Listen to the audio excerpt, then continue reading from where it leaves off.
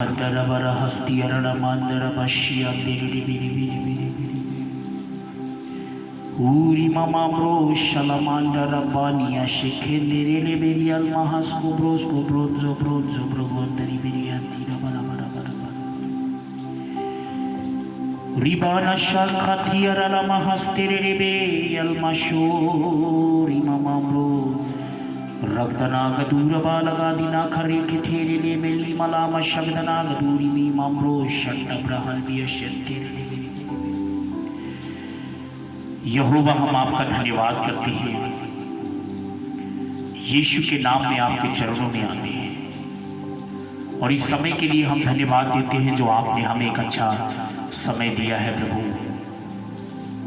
आपकी बड़ाई करते हैं, आपकी तारीफ करते हैं और आपकी प्रशंसा करते हैं। और खास करके इस समय के लिए प्रभु जो आपने आज हमें दिया है, तेरे उन प्रिय बेटे और बेटियों को जो मुझे सुन रहे हैं, देख रहे हैं, आज का ये वचन उनके जीवनों में बहुतायत से आशीष को लेके आने पाए। और पवित्र आत्मा हम आपका स्वागत करते हैं।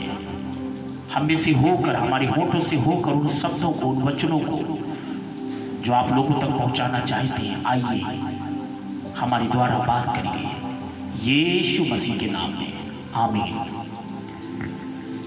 Praise the Lord and shalom. मैं आशा करता हूं कि आप और आपका परिवार प्रभु यीशु मसीह में सुरक्षित होंगे। मेरे प्रियो,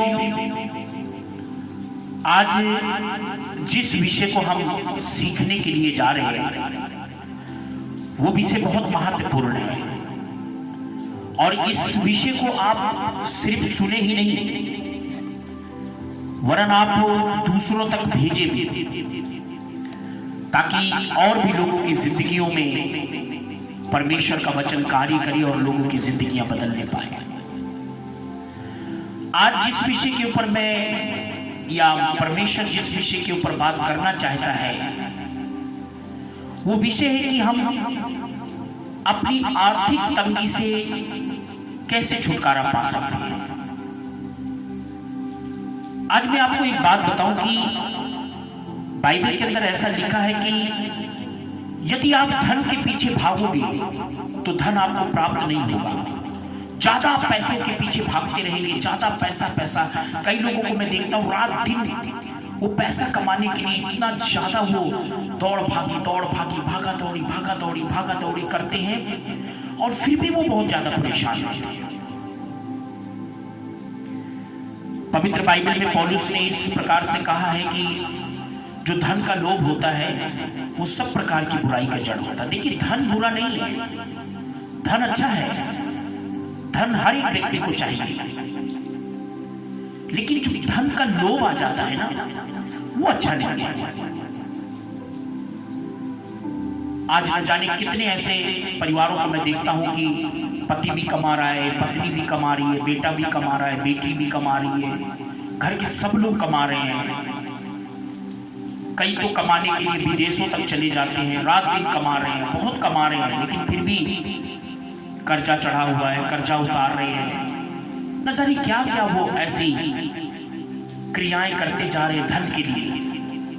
उसके बाद भी वो कहते हैं हम आर्थिक तंगी में बहुत ज्यादा हैं, हम आर्थिक तंगी से होकर बहुत गुजर रहे हैं, हम बहुत परेशान हैं। आज के इस संदेश को बहुत ध्यानपूर्वक सुनिएगा। ये संदेश आपकी आर्थिक स्थिति को सुधार देगा और आपकी आर्थिक तंगी से परमेश्वर आपको आजादी देगा। आर्थिक तंगी से छुटकारा पाने के लिए हमें 4 बातों को ध्यान में रखने की आवश्यकता है। देखिए, सबसे बड़ी बात यह है, पवित्र बाइबल के अंदर जो परमेश्वर ने मुझे सिखाया है, बीते दिन मैं बहुत ज्यादा परेशानियों से होकर गुजरा कि 2 महीने तक मैं मकान का रेंट देने के लिए मुझे बहुत आफत आ गई। एक भी पैसा नहीं था, हमारे पास पैसा एक भी नहीं था, इतनी ज्यादा। और सबसे बड़ी बात मैं बताऊं कि यहां तक कि हमारे घर का राशन तक पूरा खत्म हो चुका और अभी तक परमेश्वर ही पर डे, हर दिन प्रतिदिन की रोटी हमें खिलाता है। कईयों को तो परमेश्वर की आत्मा कभी कभी बात करती है कि आज मुझे प्रभु ने राशन के लिए दिल में डाला है, लेकिन मेरा यहोवा मुझे हर दिन रोटी खिलाता है। और मैंने गिड़गिड़ाना और लोगों से कहना बंद कर दिया है, क्योंकि मुझे पता है मनुष्य धरती पर जो है वो स्वार्थी है। वो अपने स्वार्थ की चिंता ज्यादा करता है और अपनी हित की चिंता ज्यादा करता है, दूसरों की हित की चिंता वो कम करता है।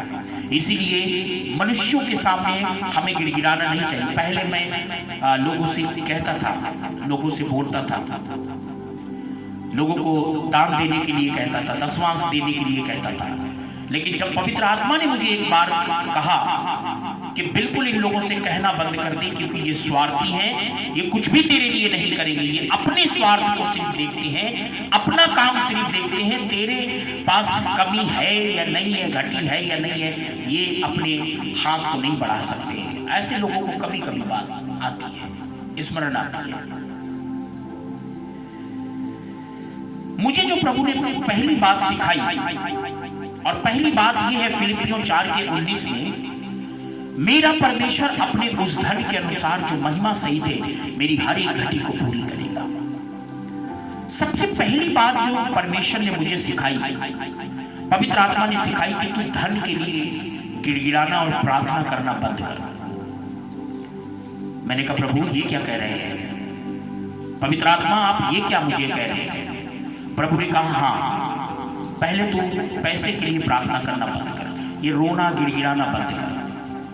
क्योंकि मत्ती में ऐसा लिखा है 6 अध्याय में कि परमेश्वर तुम्हारे मांगने से पहले जानता है कि तुम्हारी क्या जरूरत है, उसको पता है, गिड़गिड़ाओ नहीं। फिर मुझे प्रभु वचन में ले गया, पहला यूहन्ना उसकी 1 अध्याय उसकी 12 आयत, वहां लिखा है जितनों ने यीशु को ग्रहण किया, उसके ऊपर विश्वास किया, उसने उन्हें परमेश्वर की संतान होने का दिखा।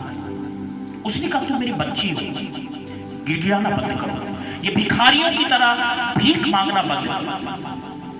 मैंने उसी दिन से पैसों के लिए प्रार्थना करना बंद कर दिया।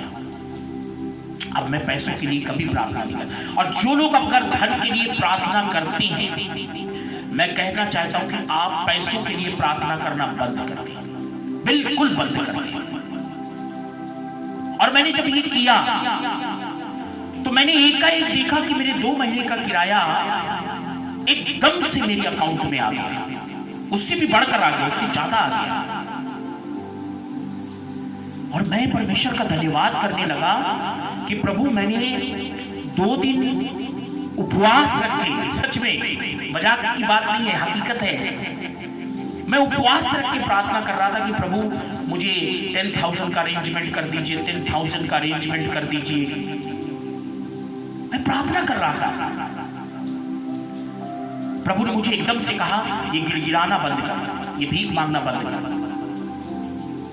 और मैंने बंद किया। विदिन 1 वीक के बाद मैंने क्या देखा कि ऑटोमेटिक, मुझे नहीं पता कि वो 10,000 कहां से आए, सॉरी 9,000 कहां से आए, और एकदम से वो 9,000 मेरी अकाउंट में आ गए। तो मैंने 2 महीने का रेंट भी दे दिया, और मैं बिल्कुल अपने आप को बिल्कुल फ्री नहीं समझा। लोगों को क्या कहेंगे, लोगों को कहेंगे हमारे ऊपर डिपेंड है, हम ही से मांगता रहता है। अब जो दूसरी बात मुझे प्रभु ने सिखाई, और दूसरी बात बहुत महत्वपूर्ण है और हम में से हर एक को ये बात जानना चाहिए। तो पहली बात हमने इस बात को देखा कि हम भीख मांगना बिल्कुल बंद कर दें, गिड़गिड़ाना बंद कर दें। अब जो दूसरी बात आपको मैं बताने के लिए जा रहा हूं, बड़ी महत्वपूर्ण है, वो है कि आप घोषणा करना शुरू कर दें। नीति वचन 18:21 में ऐसा लिखा है कि जीभ के वश में मृत्यु और जीवन दोनों होते हैं, और जो जीभ को इस्तेमाल करना जानता है वो उसका प्रतिफल पाता है। मतलब जबान से आप घोषणा करना शुरू करें। पहला यूहन्ना की पत्री में ऐसा लिखा हुआ है, पवित्र बाइबल के अंदर इस प्रकार से परमेश्वर का वचन कहता है कि जो संसार पर जय पाता है वो हमारा विश्वास है। अब देखिए मत्ती उसकी 21 अध्याय और उसकी मैं 22 आयत को आपको पढ़कर सुनाता हूं। वहां पर क्या लिखा है, और जो कुछ तुम प्रार्थना में विश्वास से मांगोगे वह तुमको मिल जाएगा। इसका सही मतलब, सही मायने में ट्रांसलेशन पता है क्या है? सही मायने में इसका ट्रांसलेशन जो है वो ये है कि जो आपके अंदर विश्वास है, जिस बात का आप विश्वास करते हो उसकी घोषणा करो। मांगने का मतलब है घोषणा करो, क्योंकि दूसरा कुरिन्थियों उसकी 4 अध्याय उसकी 13 आयत में लिखा है, और इसलिए कि हमें वही विश्वास की आत्मा है जिसके विषय में लिखा है कि मैंने विश्वास किया इसलिए मैं बोला। सो हम भी विश्वास करते हैं इसलिए बोलते हैं। What you feel, you don't speak. What you believe, you can speak that things. जो आप महसूस करते हैं उस बात को बोलना बंद करिए। जो आप विश्वास करते हैं उस बात को आप बोलना शुरू करिए। कई बार कई लोग सिर्फ अपनी problem problem problem problem problem problem problem को ही बोलते रहते हैं, सिर्फ प्रॉब्लम प्रॉब्लम। जबकि प्रभु ने मुझे इस बात को, दूसरी बात जो सिखाया, उसने ये सिखाया कि तुम बोलना शुरू करो। मैंने कहा प्रभु क्या बोलना शुरू करें? बोलता जो तुम विश्वास करते हो। देखिए, जब अपनी प्रॉब्लम को आप बार बार हाईलाइट करते हैं, प्रॉब्लम को जब आप बार बार बोलते हैं, तो शैतान को ये बात पता चल जाती है कि ये प्रॉब्लम में है, और वो और आपके ऊपर प्रॉब्लम लाने की कोशिश में रहेगा। लेकिन जब आप प्रॉब्लम का अंगीकार नहीं करते, आप उस बात का अंगीकार करिए, घोषणा करिए जो परमेश्वर का वचन कहता है। परमेश्वर का वचन कहता है मैं तुम्हें आशीष दूंगा, उसको बोलो। परमेश्वर का वचन कहता है मैं तुम्हें उन्नति दूंगा, परमेश्वर का वचन बोलो। परमेश्वर का वचन कहता है कि धन यहोवा की आशीष से मिलता है, उसको बोलो। यहोवा मुझे चंगा करता है, उसको बोलो। मैं बीमार हूं, मैं बीमार हूं, मैं बीमार हूं, मैं तंगी में हूं, मैं तंगी में हूं, मुझे आर्थिक आवश्यकता है, आर्थिक प्रॉब्लम में मैं जूझ रहा हूं, आर्थिक समस्या से होकर मैं गुजर रहा हूं, हाय मेरी कोई मदद नहीं करता, हाय मेरी कोई हेल्प नहीं करता। ये गाना मत गाइए, घोषणा करिए। क्योंकि बाइबल के अंदर लिखा है, पहला यूहन्ना उसकी 5:4 में, क्योंकि जो कुछ परमेश्वर से उत्पन्न हुआ वह संसार पर जय प्राप्त करता है, और वह विजय जिससे संसार पर जय प्राप्त होती है हमारा विश्वास है। Faith can move any mountain. आपका विश्वास और आपके अंगीकार से हर एक पहाड़ को आप हटा सकते हैं, हर एक प्रॉब्लम को आप हटा सकते हैं, हर बीमारी को आप हटा सकते हैं। क्या जिंदगी भर, क्या सारा दिन आप अपनी प्रॉब्लम को केवल गाते रहते हैं? प्रॉब्लम है, प्रॉब्लम है, प्रॉब्लम है, प्रॉब्लम है, प्रॉब्लम है, प्रॉब्लम है। स्टॉप करें। मैं कई भाइयों को देखता हूँ, हमारे कई ऐसे अच्छे मिलने वाले भाई हैं, वो हमेशा बोलते कोई पादरी साहब मदद नहीं करता। मैं उनको कभी कभी मन में मेरे आता है, मैं बोल दूं उनको कि सेवा छोड़ दो, कहीं नौकरी कर लो, दूसरे को देखकर तुम सेवा में आए हो क्या? कई बहनें मुझे कहती हैं कि पास्टर जी प्रार्थना करिए, कोई आर्थिक आवश्यकता के लिए हमारे लिए हेल्प नहीं करता, कोई खड़ा नहीं होता। मैंने कहा अरे भाई, तुम दूसरे की पॉकेट को, दूसरे की मनी को, दूसरे के पैसे को देख के सेवा में आए हो तो सेवकाई बंद कर दो। ये तुम्हारे लिए नहीं है। मैंने कहा ये तुम्हारे लिए नहीं है, ये सेवकाई तुम्हारे लिए है ही नहीं। यदि तुम अभी तक इस आशा में हो कि कोई आपकी मदद करेगा, तो आप सेवकाई को बंद करके कहीं अच्छी जॉब पकड़ लीजिए, कहीं अच्छी नौकरी पकड़ लीजिए। अच्छा वहां पैसा मिलेगा, सैलरी मिलेगी और आपकी जरूरतें पूरी होंगी। मैंने ये दूसरा काम किया, घोषणा करना शुरू कर दिया और मैंने बोलना शुरू कर दिया कि प्रभु धन्यवाद कि तूने मुझे धन दिया है, धन्यवाद कि धन यहोवा की आशीष से मिलता है, धन्यवाद कि मेरे पास पर्याप्त धन है, धन्यवाद कि मुझे जितना पैसा चाहिए उतना मेरे पास है। यहोवा ने मेरे लिए रास्ते खोलने शुरू कर दिए। तीसरा काम जो मुझे और आपको करना है, वो तीसरा काम ये है कि शैतान को आप अपने पैसों को नाश होने से रोकिए। बाइबल में यूहन्ना उसकी 10 अध्याय 10 में लिखा है, तीसरा काम मैंने बोला शैतान को अपने धन को नुकसान करने से रोके। बाइबल यूहन्ना 10:10 में कहता चोर किसी और काम के लिए नहीं आता केवल चोरी करने और घात करने और नष्ट करने के आता है। मैं इसलिए आया कि वे जीवन पाए और बहुतायत के जीवन पाए। देखिए, अगर किसी के घर में मान लीजिए चोर घुसे, क्या करेगा? अगर किसी के घर में चोर जाएगा तो क्या करेगा? चोरी करेगा। क्या? कीमती चीजें। मनुष्य की कीमती चीजें क्या है? मनुष्य की कीमती चीजें बाइबल के अंदर क्या बताई गई? जब मनुष्य की कीमती चीजों के बारे में हम देखते हैं तो मनुष्य की कीमती चीज क्या है? शांति है, आनंद है, उनका सुकून है ना, खुशी है। मनुष्य की कीमती चीज यही है और आज शैतान बड़े आसानी से चुरा सकता है। अब कैसे हम शैतान को हमारे आर्थिक, हमारे धन को नाश होने से रोक सकते हैं? कैसे रोका जा सकता है? आप खुद रोक सकते हैं। ये आपके पास पावर है कि आप अपनी आर्थिक तंगी को, जो शैतान बार बार आपकी आर्थिकता पे, आपके धन के ऊपर अटैक कर रहा है, उसको कैसे रोका जा सकता है? यहाँ पर लिखा है। इसको ये मत समझिएगा कि इस मैसेज के थ्रू मैं आपसे कोई डिमांड कर रहा हूँ, पर मैं आपको सच्चाई बता रहा हूँ, मेरी लाइफ का एक्सपीरियंस है। अब उसको आप माने ना माने, करे ना करे, वो आपकी सिरदर्दी की बात है। आज मैं लोगों को देखता हूँ 60-60 हजार, 40-40 हजार, 50-50 हजार सैलरी मिलती है, लेकिन उसका वो 10वां पूरा नहीं देते। और जबकि 10वां खुदा का है, ये सच्चाई है। और 10वां महीने में सिर्फ एक बार दिया जाता है। 10वां को किस्तों में मत दीजिए कि थोड़ा थोड़ा करके देते हैं, उस पर आपका अधिकार नहीं है।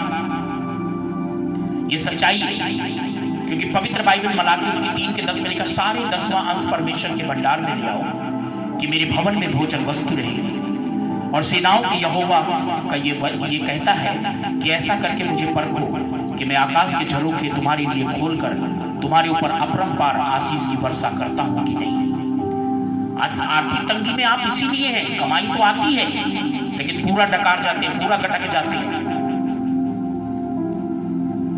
पुराने नियम के अंदर परमेश्वर ने ये बात याजकों को एक अधिकार दिया था कि जो कुछ मंदिर पर आता है, जो कुछ वेदी पर रखा जाए, वो सब याजक का है। आज कमाई आती है, कमाई पूरी डकार जाते हैं, बाद में बहाना बताते है ही नहीं, खत्म हो गया, बांट दिया, बहुत पैसा फंसा है, मैंने इधर उधर बहुत दिया है, लोगों से लेना है, ऐसी बहाना बनाते हैं ना देने के लिए। यहां कहता है कि सारे 10वां खुदा को दे दो और तब ऐसा करके मुझे परखो कि मैं तुम्हारे लिए आकाश के झरोखे खोलता हूं कि नहीं।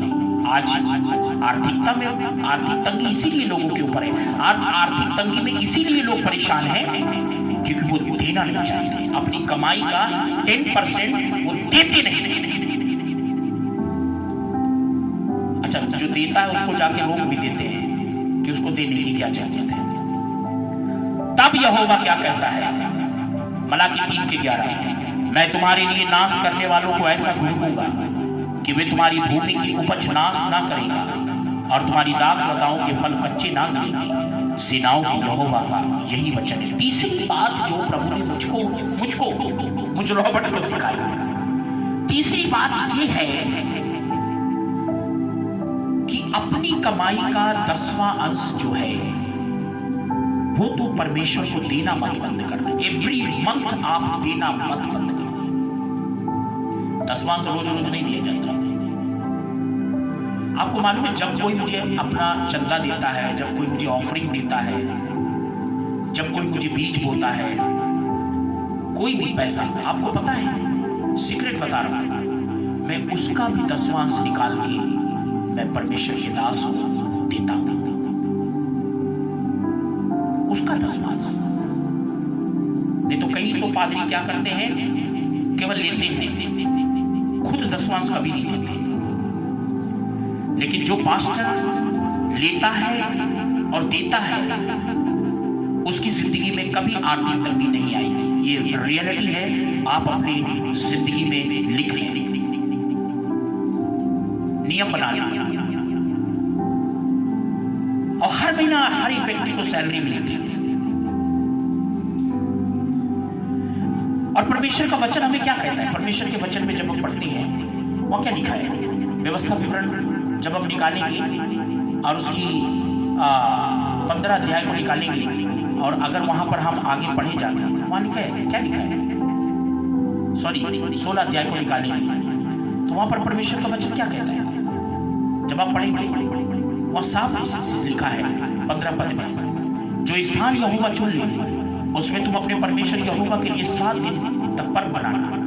और साफ नीति से लिखा है 16 आयत में, देखिए कितनी अच्छी बात लिखी है 16-17 में, कि जिस स्थान को परमेश्वर ने तुम्हारे लिए चुना है, देखो छूछे हाथ यहोवा के सामने कोई न जाए। सब पुरुष अपनी अपनी पूंजी, 17 पद को, सब पुरुष अपनी अपनी पूंजी और उस आशीष के अनुसार जो यहोवा परमेश्वर ने तुझको दी है दिया। जितनी सैलरी मिलती है उसका कम से कम ईमानदारी से 10% तो देना सीख जाओ।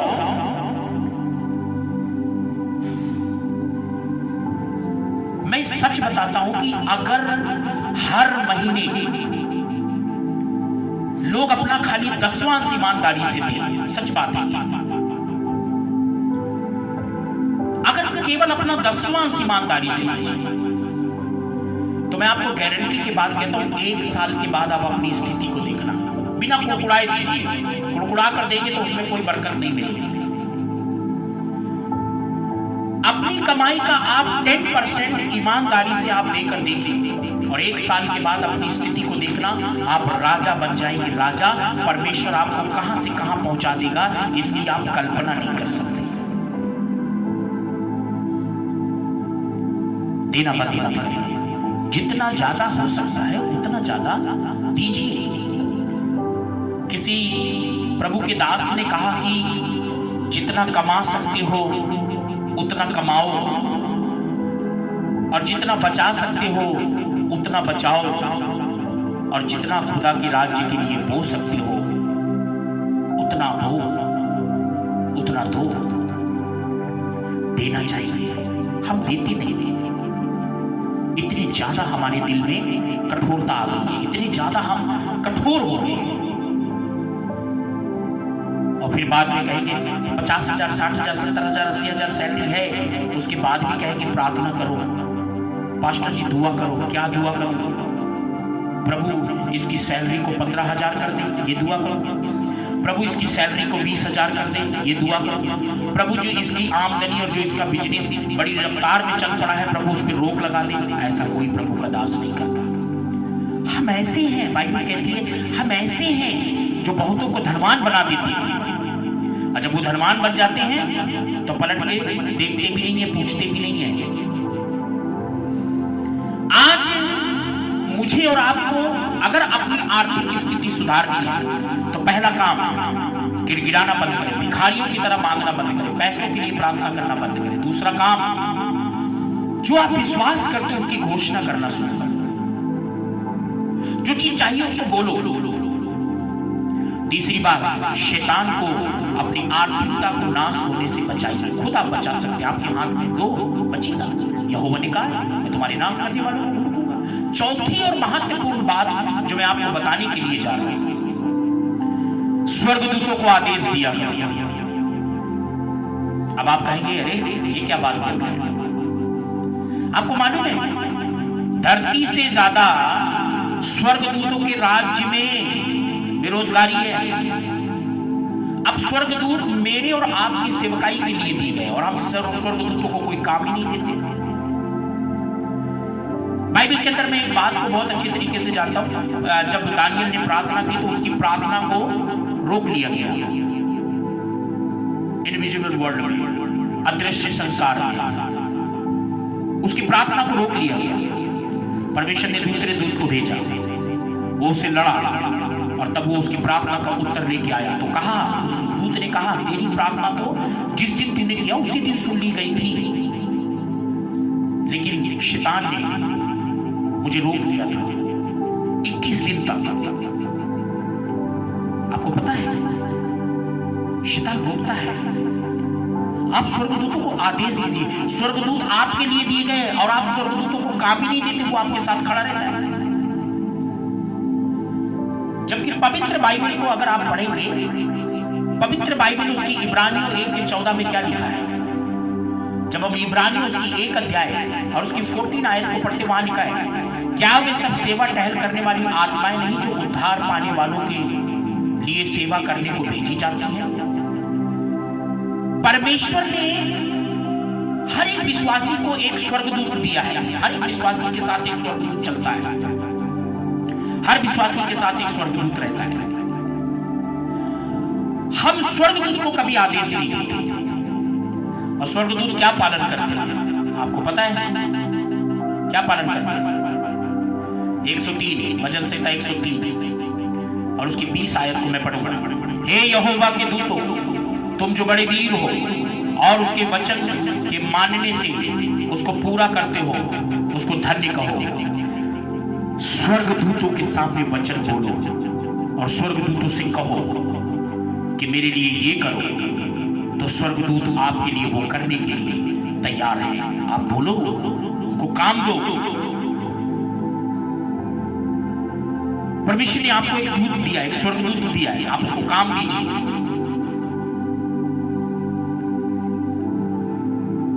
आप जो कुछ स्वर्गदूतों को कहेंगे वो करने के लिए तैयार है। लेकिन मैं और आप कई बार हम स्वर्गदूतों को ऐसे समझते हैं, स्वर्गदूतों को कोई काम नहीं देते।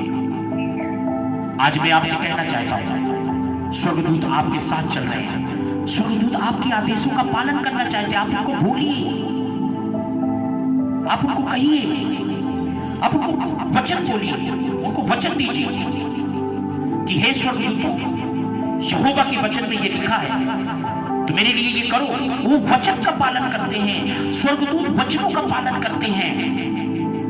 अब कहेंगे, देखिए,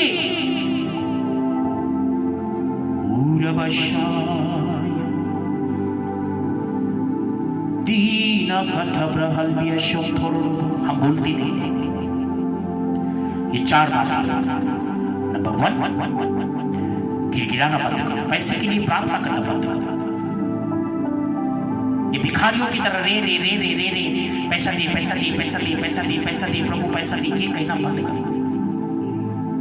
नंबर 2, जो आप विश्वास करते हैं उसकी घोषणा करो, क्योंकि हम में वही विश्वास की आत्मा है। जब वो विश्वास से बोलते थे, अब्राहम ने विश्वास से बोला कि यहोवा आप उपाय करेगा, और उनके लिए मोरिया पर्वत पे परमेश्वर ने उपाय किया। फेथ जिसके अंदर होता है वो बोलता है। विश्वासी का मतलब क्या है? Walk by faith, live by faith. विश्वास से चलना, विश्वास से जीना, विश्वास की घोषणा करना, यही है विश्वासी का अर्थ। तीसरी बात, शैतान को आपके धन को नाश होने से आप खुद रोक सकते हैं। और चौथी और महत्वपूर्ण बात, जो स्वर्गदूत आपको दिए गए हैं उनको काम दो, उनको काम दो, उनको सेवा दो। वो सेवा करना चाहते हैं। मैं आशा करता हूं कि ये 4 बातें आपको समझ में आ गई हैं, और यदि आप इन 4 बातों को अपनी जिंदगी में अमल कर लें, इन 4 बातों को अपनी जिंदगी में लागू कर लें,